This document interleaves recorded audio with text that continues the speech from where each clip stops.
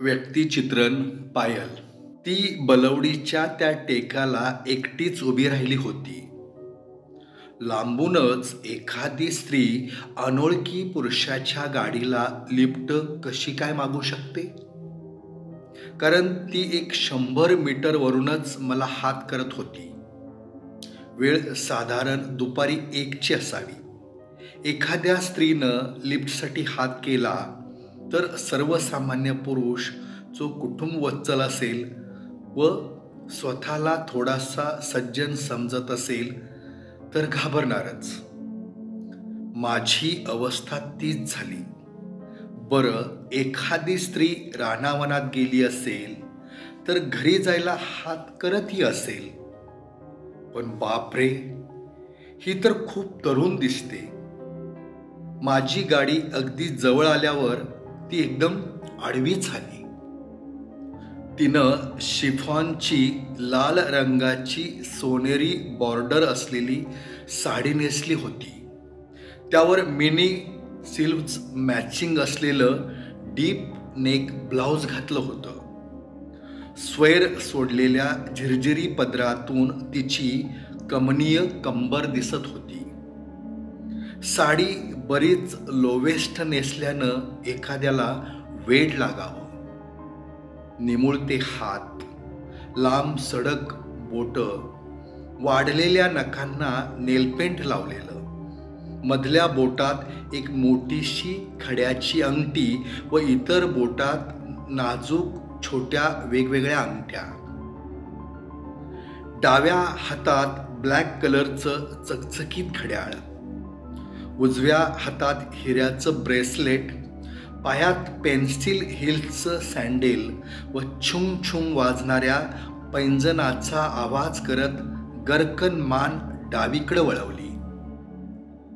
किमान 5.5 फूट उंचीची, सोनेरी केस डाव्या बाजूने घेऊन उजव्या ओरोजावर छातीवरून कमरेपर्यंत सोडलेले, चेहऱ्याचा अतिशय सुंदर मेकअप केलेला, आयब्रो कोरलेल्या, डोळ्यांना खोट्या लॅशेस चिटकवलेल्या, घारे किलकिल करणारे डोळे, गालावर ब्लशर लावलेलं आणि ब्लशरवर चकचकीत शिमर, ओठांना मझेंटा कलरची लिपस्टिक, कॉलर बोन्स दिसावेत म्हणून त्यालाही शिमरचा टच. तिच्या त्या बाकदार नाकात लाल रंगाचा खडा असलेली चांदीची नोजपिन अडकवली होती. कानात चांदीचेच हुप्स व गळ्यात बेंबीपर्यंत लोंबकळणारी सोन्याची चैन. ती जशी गाडीकडे आली तशी चैन उजवीकडून डावीकडे लटकत मटकत होती. त्यामुळं उरोजांचं भरगच्चपण डोळ्यात भरत होतं. खटकन दोन्ही हातांची टाळी वाजवली व गाडीजवळ येऊन, हाय जानू, लिफ्ट दोंगे म्हणत तिनं मान वळवली. तिचे सोनेरी केस माझ्या गालावरून मोरपिसासारखे फिरले आणि माझ्या कानामागून घाम ओघळू लागला. अरे सुना नहीं क्या, छोड़ देगा पलोस? अरे नाही नाही नाही नाही नाही नाही नाही. सारं काही अकल्पित होतं. मघापासून 100 मीटर अंतरावरून हात करणारी ती स्त्री नसून तो होता, बापरे, तृतीयपंथी. किती सुंदर आहे हा. कसं शक्य आहे? हा पुरुष असूच शकत नाही. अरे बैठो या न बैठो, बोल ना. नको नको नको नको, बसू नको, नको म्हणतोय ना. अरे चिल्लाते क्यों हो? मैं नहीं बैठती, मैं तुझे क्या डायन दिखती? अरे करोड़पति लोग गाड़ी में बिठाते हैं, खुद को बहुत स्मार्ट समझते हो, खाम का चिल्ला रहा है, चल निकल, बोली ना, निकल. अरे मगर मेरी गाड़ी है, मेरी मर्जी, जबरदस्ती है क्या? हाँ, बोली ना निकल जा, कोई भी आएगा. Anyone pick up me shortly, you can go. पुन्हा दरदरून घाम फुटला. किती छान हिंदी इंग्लिश बोलतोय, 20-22 वर्षाचा दिसतोय, पण हे असं का? तो रागाने माझ्यापासून दूर गेला. मी गाडी साईडला लावली व शांतपणे त्याच्याकडे पाहू लागलो. त्यानं मला बघून ओठांचा चंबू करून उजव्या गालाकडे नेला. करून नकारार्थी मान हलवली व रागाने बोलला, अब इरादा बदल गया है क्या? Why are you staring me? What are you thinking about? I am not like this. अरे, माझा उद्देश तसा नाही. मी शिक्षक आहे. मी तुला गाडीवर बसवलं आणि कुणी पाहिलं तर लोक काय म्हणतील? तो शांत नजरेनं माझ्याकडे पाहत होता. त्याचा राग कुठल्या कुठे गेला होता. तो माझ्याजवळ आला. तुम्ही शिक्षक आहात? Sir, I am sorry. तो माझ्या जवळ आला. मघापासून तरुण स्त्रीचा लटका नाजूक आवाज काढणारा तो आता शांत सुस्वभावी कॉलेजच्या मुलासारखा आवाज काढून बोलत होता. आवाजात गोडवा होता. सर, प्लीज तुम्ही जा. I am sorry sir. आता मघाचं दिसणं, लाजणं, मुरडणं, लटकणं, मटकणं सारं थांबलं होतं. तो शांतपणे गाडीजवळ आला. सर, तुम्हाला पाहून मला माझे सर आठवले. त्याचे डोळे पाण्याने भरले. Sir, actually my mom is teacher. Sir, मी एका शिक्षिकेचा मुलगा आहे. सर, सॉरी, मी तुम्हाला उलट बोललो. Sir, I am extremely sorry sir. Sir, please, I am sorry. अरे नाही, मला तुमचा राग नाही आला. त्याचे डोळे पाण्याने भरलेले. सर, आय एम निसर्ग. तुम्ही सर आहात. मी तुमच्या विद्यार्थ्यासारखा. मला एकेरी बोलवलं तरी चालेल. आता तो माझ्याशी एक विद्यार्थी या नात्याने बोलू लागला. सर, मी तुमच्या पाया पडू शकतो? अरे नाही, नको. मला पाया पडून घेणं आवडत नाही. मी साधा माणूस आहे. नाही सर, प्लीज थांबा. घरी येणाऱ्या प्रत्येक सर आणि मॅडमच्या पाया पडावंच लागे. मामाची सक्ती होती सर. आता वाटेनं जाणाऱ्या प्रत्येक गाडीतले लोक, टू व्हीलरवाले आमच्याकडे वळून पाहत होते. प्रत्येकजण 50 मीटर पुढं जाऊन थांबत होता. कुणी मोबाईलवर बोलायचं नाटक करत होतं. निसर्गाकडे पाहत पाहत माना वळत होत्या. 4 व्हीलरवालेही याला अपवाद नव्हते. आमच्या दोघात काय चाललंय याचा तर्क लावण्याचा प्रत्येकाचा प्रयत्न होता. सर, तुम्ही निघा. मी येईन कुणाच्या तरी गाडीवरून. बघा कसे जिभळ्या चाटतायत माझ्याकडे बघून. आपण गेलो असतो, पण मला माणसांची भीती वाटते. सर, एक विचारू? मी तुम्हाला काय दिसतो? एक पुरुष अथवा स्त्री? का दोन्हीपेक्षा वेगळा? तुम्हाला काय वाटतं? सर, मी माणूस नाही. भले मी स्त्री असेन वा पुरुष, मी कोणीतरी आहे सर. मला पण जगण्याचा अधिकार आहे. मी माणूस आहे सर. मग पुरुष की स्त्री हे त्या परमेश्वराला विचारा ज्यानं मला जन्माला घातलं. सर, आपण इथं झाडाखाली थोडा वेळ बसूयात? आता नाही ना माझी भीती वाटत? अरे नाही, चल बोलूयात. आम्ही तिथंच एका झाडाच्या सावलीत बसलो. सर, कुठे टीचिंग करताय? जवळच आहे इथून. प्राथमिक की माध्यमिकला आहात? माध्यमिकला, माझी मम्मा प्राथमिकला. सर, तुझे वडील? डॅडी दुबईला असतात. ड्रायफ्रुट्सचा बिझनेस आहे आमचा. मग तू मूळचा? सर, मी रत्नागिरी जिल्ह्यातला. तिथं माझं बालपण गेलं. तिथंच प्राथमिक माध्यमिक शिक्षण झालं. Graduation and first year PG in Pune university. काय? हा sir, I am MSc organic student. काय बोलतोयस? यकीन नहीं आता? ये देखो मेरा फेसबुक प्रोफाईल.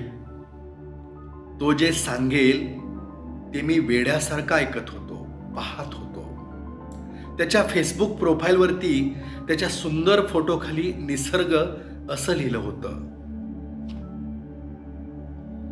निसर्ग?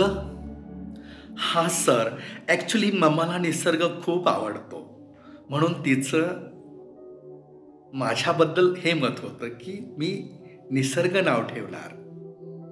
तिला पानं, फुलं, झाडं, पशुपक्षी खूप आवडतात सर.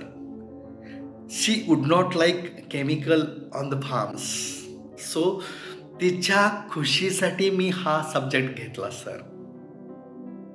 तुला बहीण? हाँ सर, एक मुझसे बड़ी है, उसका नाम प्रकृति, और एक मुझसे छोटी है, her name is Sagarika. Sir, मेरी बहनें बहुत खूबसूरत है सर. तूही त्यांच्यासारखाच आहेस. नो सर, नाही, सारखा नाही, सारखी आहे. सर, मला देवाचा फार राग येतो. त्यानं मला मुलगी का नाही केलं? I hate God sir. त्याने उजवा हात मनगटात मुडपून हनुवटीखाली 5 बोटे लाडीकपणे हलवली. बऱ्याच दिवसापासून आम्ही एकमेकाला ओळखतो असं तो बोलत होता. निसर्ग, एक विचारू? तुझ्या वाट्याला हे जगणं?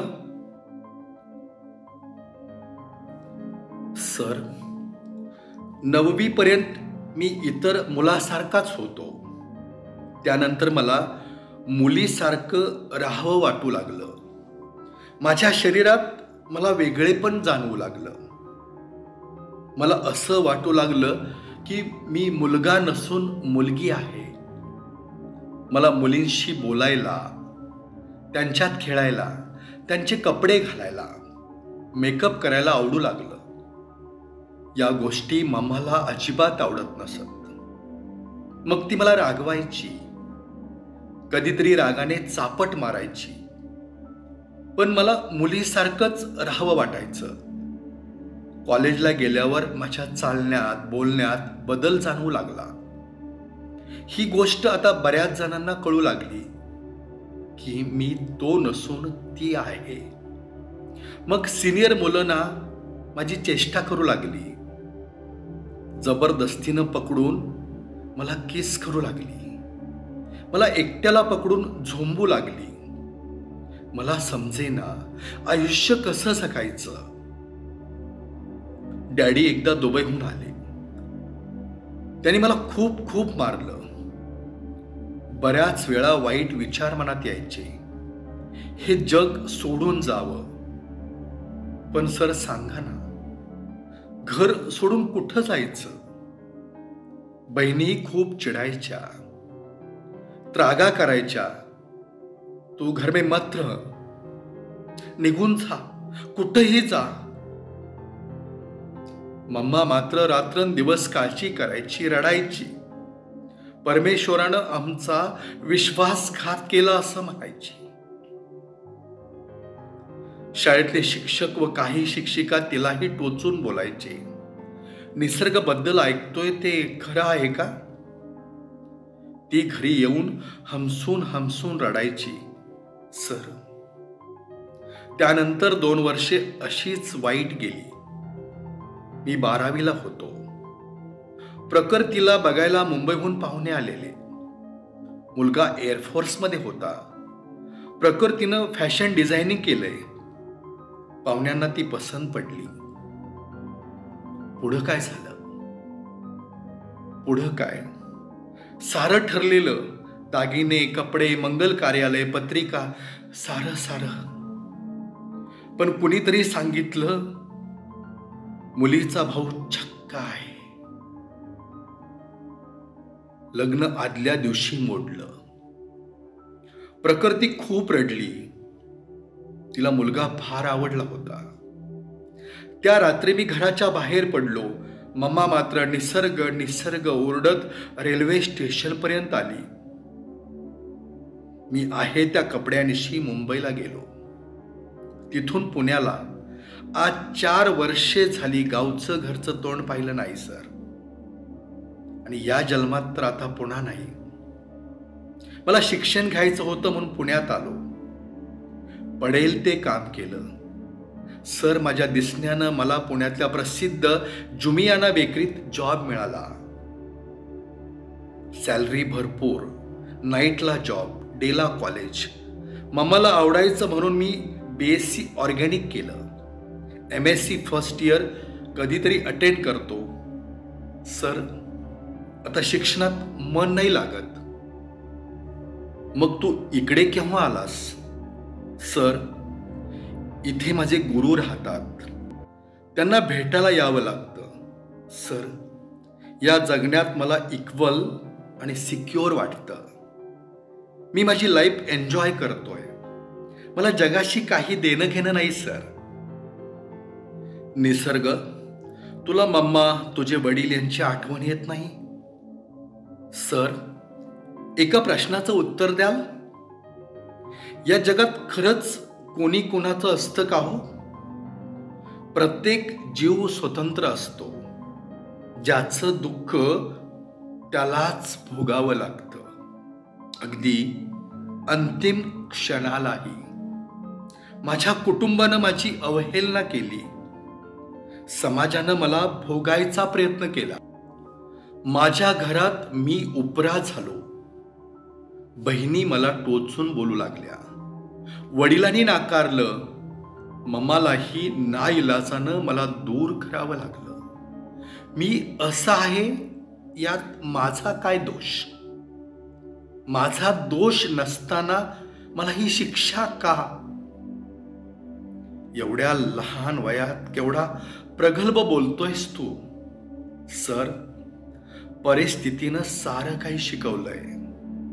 मरत मरत आयुष्य जगलोय सर. खूप खूप अनुभव घेतले त्या 3-4 वर्षात. सर निदान 12वी पर्यंत तरी मला घरच्यांनी सांभाळलं. सर 1-2 वर्षाची लहान मुलं सुद्धा आमच्या बिरादारीत आई वडील आणून सोडतात. आमचे गुरु त्यांचा सांभाळ करतात. त्या मुलांना काय वाटत असेल? त्या मानानं मी खूप नशीबवान आहे सर. पण तू एवढा शृंगार का केलायस? तो माझा प्रश्न आहे सर. मला स्त्री होणं आवडतं. मला स्त्रियासारखं जगायचं आहे. खरं सांगू या जगण्याचा त्रासही होतो. मगा पाहिलं लोक कसे पाहत होते?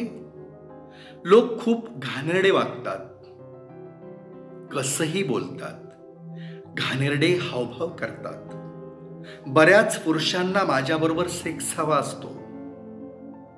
पण काही लोक चांगलेही आहेत, आमची इज्जत करतात. खरं सांगू मी एवढी का सजते? माझ्यासारख्या सुंदर, अतिसुंदर म्हणा, तृतीय पंथीयांना खूप लोक पैसे देतात. मी एकदा मार्केटमध्ये फिरले की सहजच 1000-2000 गोळा होतात. मला वाईट वागायची गरज नाही सर. खरं सांगू प्रत्येक स्त्रीला व पुरुषाला शरीर सुखाची भूक लागते. आम्हालाही भावना आहेत. मी कसं जगायचं हे ठरवणारा समाज कोण? माझ्या अकाउंटवर लाखोनी पैसे पडून आहेत. काही वाईट वागतही असतील. सामान्य पुरुष, सामान्य स्त्रिया काही चांगल्या तर काही वाईट असतात. काही स्त्रिया व पुरुष व्यभिचारी व विश्वासघात करणारे असतात. तसंच सेम आमच्या कम्युनिटीतले काही लोक चांगले वागतात तर काही वाईट वागतात. I don't think about it sir. कोणी कसं आयुष्य जगावं हा ज्याचा त्याचा प्रश्न आहे.